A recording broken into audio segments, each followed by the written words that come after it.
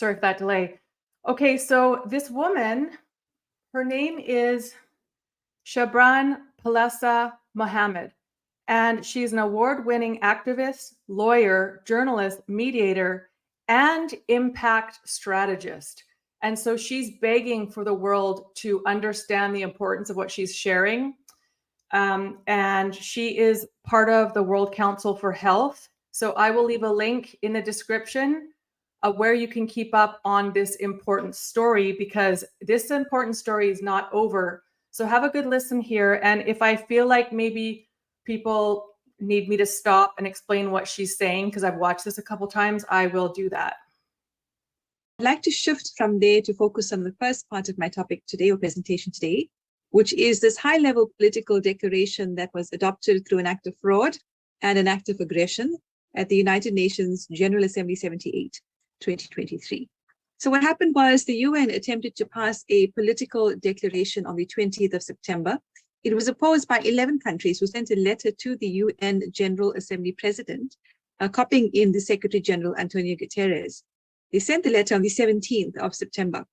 And these countries include, you'll see the flags on the left, Belarus, Bolivia, Cuba, Korea, Eritrea, Iran, Nicaragua, Russia, Syria, Venezuela, and Zimbabwe. And if you're wondering what these countries have in common, many of them know what it's like to be excluded from decision-making as it relates to the UN or the WHO, different parts of decision-making that are involved within the establishment's cartel. But they also know what it's like to have sanctions imposed against them, or have wars declared on them and their people decimated. So certainly it appears to be a coalition that has united around a lived experience of being oppressed. And perhaps therefore they're able to see the oppression that is attempted to be facilitated by the UN and the extended cartel. Now, regardless of this letter by these countries, the 78th President of the UN General Assembly, Dennis Francis, approved what he called a historic but non-binding political declaration on pandemic prevention, preparedness, and response. On the right, an article that I wrote analyzing. It's important that you all write down and remember that this is non-binding. So when our politicians say, hey, we have to do this, the United Nations is making us, we signed the documents, especially Canada, because we are not on the list of people that said no, but you will find out that 100 and something other countries actually said, wait a sec, we agree with these 11 countries that said no. So stay for that, because that's important. Non-binding means that when the politicians say, we have to do this, we have to destroy your lives, you can say, no, you don't. This is non-binding. These are just suggestions. But they don't really want us to know it's non-binding, because when it happens, everybody will pass the buck. This very important development, United Nations Pandemic Power Graph, rejected by 11 countries. So what did they object to? This is the summary page. Number one, no consent, lack of transparency, and illegal unilateral coercive measures, or UCMs. Very important phrase. Number two, unfair practices, including veto, the lack of inclusion, the absence of balance, and neglect. Three, forced consensus, bulldozing, and ignoring the repeated breaking of silence by these various countries who were objecting. And four, they called for a recall of the nature and legal standing of these UN meetings. This is groundbreaking. It certainly is a seismic shift in geopolitics. One more piece of information on the slide that's particularly important. One of the key issues that led to this revolt by these 11 countries is that earlier drafts of the Agenda 2030 Health and Sustainable Development Declarations included language calling on countries to refrain from promulgating and applying any unilateral economic, financial, or trade measures not in accordance with international law. In other words, they're essentially talking about sanctions. This paragraph was removed from the final draft of this political declaration, adding to the objections by these 11 countries. So let's break down some of these objections into a little more detail. And I've highlighted the core aspects in bold and/or italics. So what these countries are saying is that developed countries are not engaged in true and meaningful negotiations, but they're also talking about the lack of transparency and poor handling of your predecessor's team of all these processes. In other words, the General Assembly leadership's predecessor team of these processes, lack of transparency, poor handling of complaints. They also raise in item number 2, the negative impact of unilateral coercive measures. as an existential one for our people. A third of the world's population is affected by these illegal measures. There's ample evidence, including from UN sources, of the heavy toll caused by UCMs on targeted countries' capacities to achieve sustainable development and to make further progress in protecting the right to health. And thirdly, they insisted on the need to include in their concerns in these political declaration documents by the UN consensual language. The language needs to be consensual and inclusive. And of course, that was completely ignored as well. Now, this request was echoed, the need for consensual language, by a large number of delegations, including from the Group of 77 in China and from the Group of Friends in Defense of the UN Charter. That's around 135 countries. So while we may be thinking it's only 11 countries, what kind of impact can it have? They do have support for many of their objections by these extended groups comprising of at least 135 countries. So they already have some momentum. So it's up to the ground level grassroots people to share what just happened September 20 at the United Nations while parents were marching across Canada saying, you can't exclude us from raising our children. This happened. So there was some big distractions from this that were coincidental. Okay. So this needs to be sent, not my episode. I'm going to give you a link of where you can send this video. You need to send this video to your MLAs, your MPs, the head of the NDP, Green, Liberals, Conservatives, the head of, all of the people that basically are running this country, to let them know that we know what just happened is a complete fraud.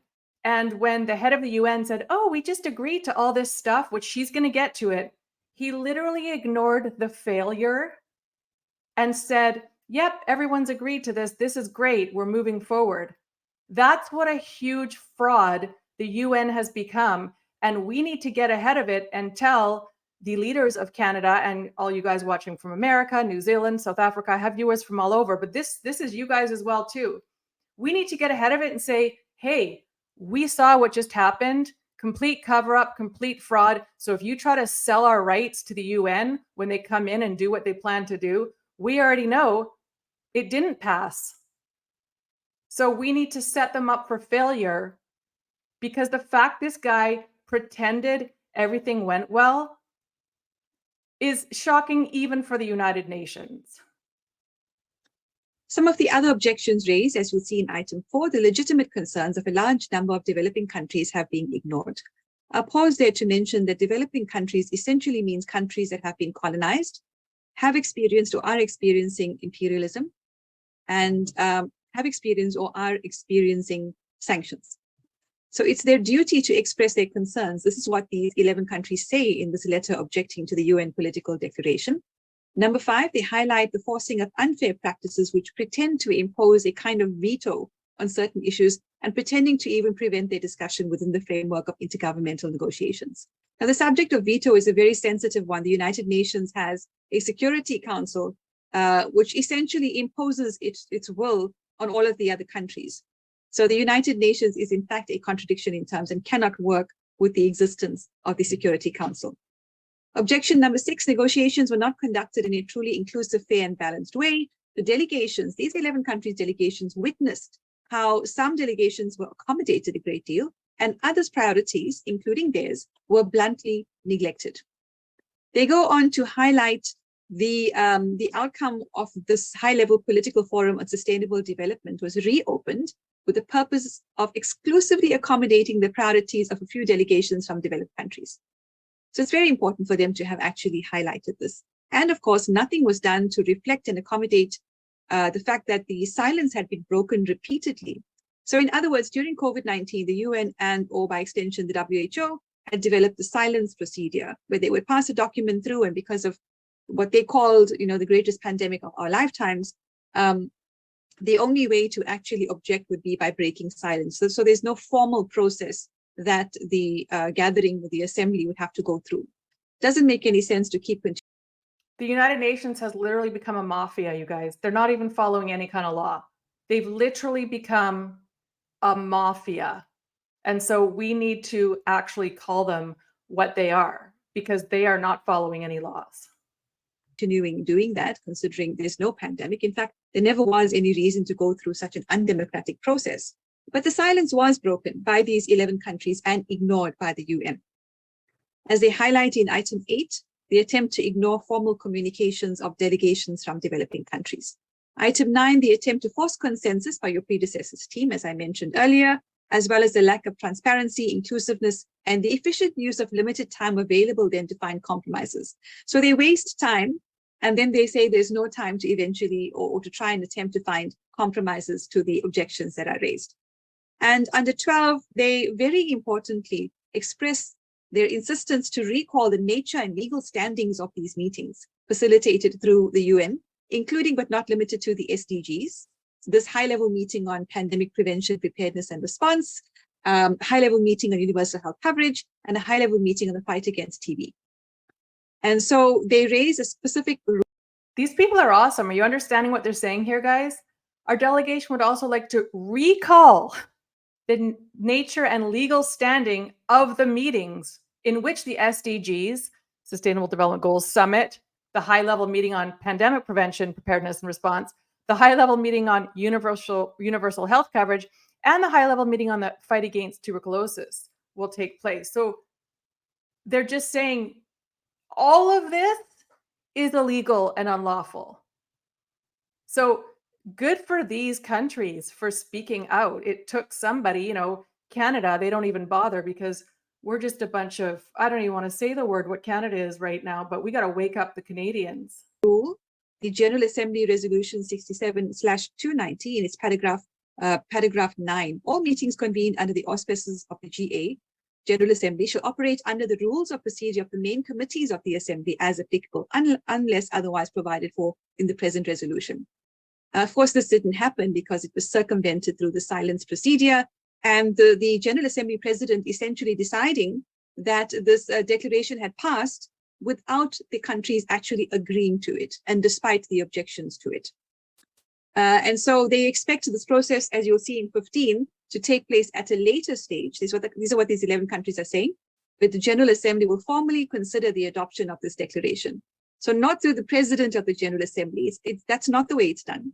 It has to be done through the entire General Assembly itself. And this is why I'm saying what they did on the September 20th, even though this political declaration was non-binding, is an act of fraud, and it is an act of aggression on all of these countries that have expressed objections, not only to what the UN is doing now in terms of pandemics, but how the UN has always operated. Certainly, all of these issues have surfaced, and I think that's a fantastic development.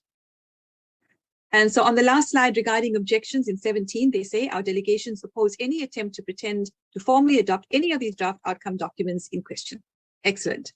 18, they reserve the right to take appropriate action upon the formal consideration of these 4 draft outcome documents in the coming weeks. And finally, they respectfully request your good officers for circulating as soon as possible this letter as an official document of the General Assembly. Seismic shifts. You can imagine all of the backroom negotiating carrot and stick tactics that are being used to bully or bribe these countries into accepting this high-level political declaration by the UN and anything else that's being facilitated through the World Health Organization. And so these are some images. At the top there, you will see Tedros on the right and Guterres on the left, WHO and UN respectively. And at the bottom, Tedros on the right and Dennis Francis, the 78th UN General Assembly President from Trinidad and Tobago. So you obviously want to know, how did the WHO react? How do they react to this letter by these 11 countries? They simply ignored it. In point 1, Tedros, you'll look in bold, says 193 member states of the UN approved the political declaration, pandemic prevention, preparedness and response, completely ignoring the letter and lying. He then continued. Bold-faced lies coming out of, I don't even want to say it out loud again because I want to keep this up. Bold-faced lies coming out of both WHO and the UN. I mean, can they get any slimier? Yes, they can. We're going to see them try. With almost what I call delusional dishonesty in saying that member states have demonstrated that even at this time of division and polarization, it's still possible for countries to come together to agree on a shared response to shared threats. And of course, it's that same spirit of collaboration that we urge countries to demonstrate as they continue their negotiations on the pandemic accord and amendments to the IHR. Finally, he says the political declaration approved by Mr. Dennis Francis, not the UN General Assembly, and the result of negotiations under the able leadership of ambassadors from Israel and Morocco, underscores the pivotal role played by the WHO as the directing and coordinating authority on international health. And he has to add that clause about sustainable financing to fund these unelected behemoth cartels. And how did Guterres respond? That's the Secretary General of the UN, again, unperturbed, saying that he urged all countries to deliver a strong, comprehensive pandemic accord focused on equity, as well as amendments to the IHR. And please do support the UN, including the commitment to increased assessed contributions to half of its budget. Yeah, so basically, people said no. 100 and something other countries said, you know what, you guys are right. And then they said, we're not listening to you. We want to be the new world order and send us billions. Okay, guys? That is what happened here. And supporting the proposed investment round. So more money laundering, racketeering, and fraud. And last paragraph, Guterres continued, despite the diplomatic fallout, because this is massive, what these 11 plus countries did, continued to outline what he sees as three key priorities in this international law gathering: the sustainable goals stimulus, tackling misinformation, which means the suppression of critical thinking, and responding to complex global shocks via a UN emergency platform. And I previously raised how dangerous it is to have the UN facilitating an emergency platform, because they have, in their minds at least, the authority to impose sanctions and to deploy what they call peacekeepers. What will it cost? I'll be very quick on this one. All bullet point one, about $2 billion has already been collated for a new World Bank managed pandemic fund. Bullet point two, Deputy Secretary General Amina Mohammed says many developing countries are drowning in debt. Correct. Bullet point three, Africa is not actually poor. And so to use Africa as a reason to extort money from other countries is not only unethical, it's fraudulent. Africa is not poor. The problem is that Africa's resources do not belong to Africa. And final paragraph, the executive director of UNAIDS agrees and highlighted the fact that African countries are paying debts larger than their health budgets. So why is this significant? One more slide. Global Threats Council, very important. This is another one world government toolbox that was raised at the UN. This is what critics are now saying. This is exactly what I predicted around June, July, when I said at the Better Way conference that I was going to pivot to the UN, and the article that I wrote in July around the subject of sanctions. Bullet point one, these critics are expressing misgivings about the ability of WHO to oversee and enforce the kind of tough, binding commitments that would be needed for pandemic response. These concerns have been behind the push to make the UN fora platforms for pandemic debate and decisions. You can see how there's a bait and switch going on here. Bullet point two, the advocates for a more UN-centered action have proposed the creation of an independent pandemic governance mechanism in the office of the UN Secretary General and/or a UN Global Threats Council. Bullet point three in bold, again, highlighted the creation of a UN-hosted Global Threats Council, and highlighted again, bullet point three, compliance and accountability. Very important language. And finally, the former president of Colombia agrees that the UN may be the better forum for pandemic preparedness because pandemic preparedness encompasses far more than health. So you can see how the UN will become the ultimate forum for example, climate change. And finally, on the slide, Santos told a UN meeting hosted by the Pandemic Action Network that the pandemic accord negotiations are still mired in confusion. By the time, if they're still mired in confusion by the time the WHO's INB meets for the 7th time later this year, someone has to say enough, we need to shift it back to New York. In other words, shift pandemic preparedness and response and compliance and accountability to the United Nations. So why is this significant? Some of our comments include, the UN is facing one of the worst scandals in its controversial history. It is a diplomatic fraud and act of aggression. The resistance by 11 plus countries has cataclysmic implications. The UN and WHO have gone too far. That's my analysis and comment. Professor Francis Boyle, who I sent my article to on what happened at the UN, said, this power grab is very dangerous. We cannot underestimate its significance. It's like a stick of dynamite ready to be exploded. It's all part of the globalist strategy to create a worldwide totalitarian medical and scientific police state under the guise of the WHO. 11 plus countries standing up to the UN is a great defeat for the globalists. Thanks. The last part of part A of this presentation and part B is much shorter. is just to highlight this article, and specifically because it deals with sanctions. So this article was, can the WHO and the UN impose sanctions for not obeying them in terms of pandemic preparedness and response? And of course, if you've been reading some of my content, you know the answer is yes. This slide merely highlights how inhumane unilateral coercive measures are because they impact on health, on freedom and sovereignty. But we are observing a seismic shift in geopolitics. The threats of sanctions to the UN seems to be waning in its fear factor, as we're seeing by the fact that these 11 countries plus others have stood up. Bullet point 3 is a report of the Special Rapporteur on the negative impact of unilateral coercive measures on the enjoyment of human rights. And this report is very important because it talks about how sanctions affect health. And finally, what I state in that article is the UN and the WHO have gone too far in their diabolical attempts to engineer a one world government.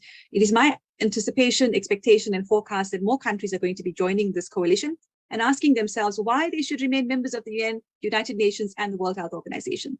And they'll have support from their people if and when they decide that they need to withdraw from the WHO and from the United Nations. All right, part B of my presentation for today is to highlight the Health Justice Conference that took place on Saturday.